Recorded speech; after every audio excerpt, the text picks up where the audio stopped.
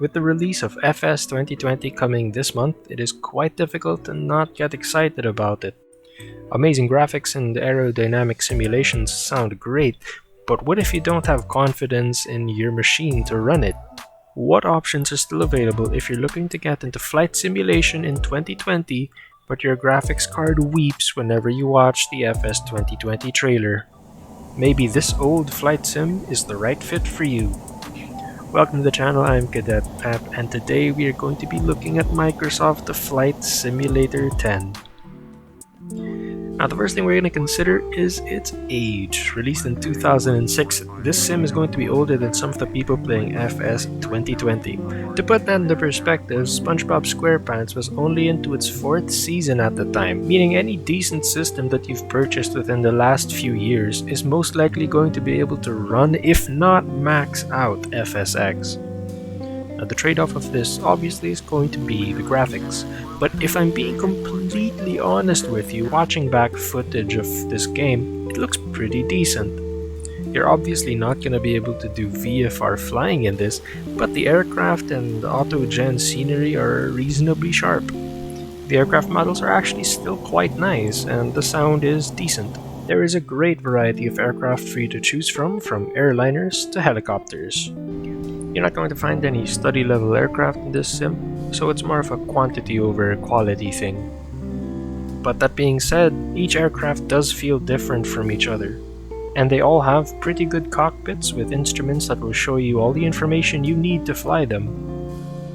Now, as with any flight sim, I'd recommend you use a flight stick or a yoke. Flying with a keyboard or your mouse is still possible, but it might not be as immersive in that case.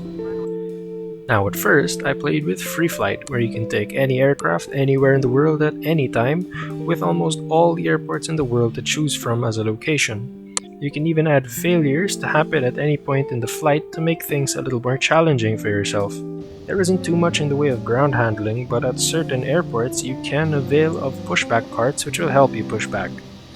The air traffic control system is still the best default ATC system I've seen, able to account for other traffic in the airspace as well. The way traffic moves around the airport and around the skies help make this game feel a lot less lonely than X-Plane. And speaking of loneliness, there is supported multiplayer where you can hop in, select a server, and fly around with other people, even in a shared cockpit.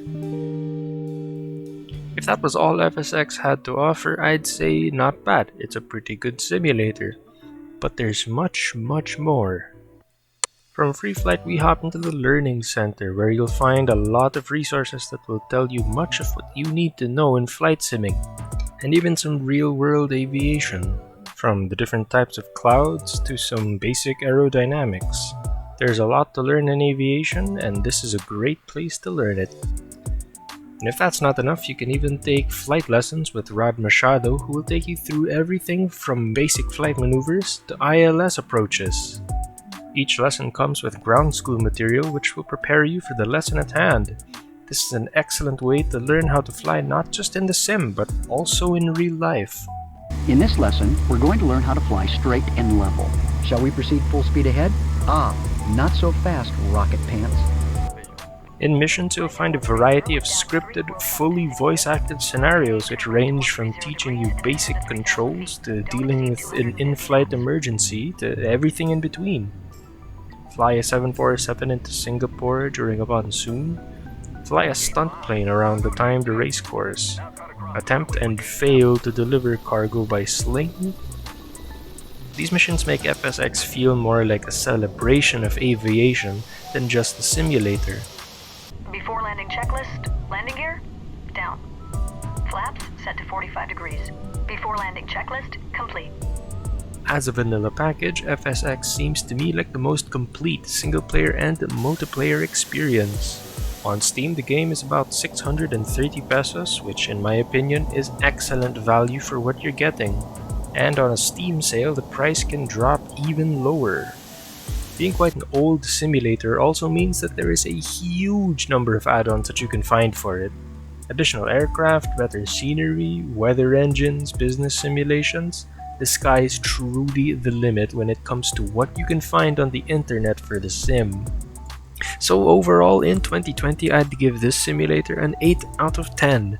It's the most feature-rich simulator out in terms of vanilla content, and it runs excellently on any system today. Some of its cons would be that the default aircraft is lacking in depth and the physics engine is showing its age. So I'm Cadet Pep, and that was my review of FSX in 2020. If you found the review helpful, consider giving this video a like and subscribe if you want to see more content from this channel. Let me know what you think in the comments. Thank you, and good day.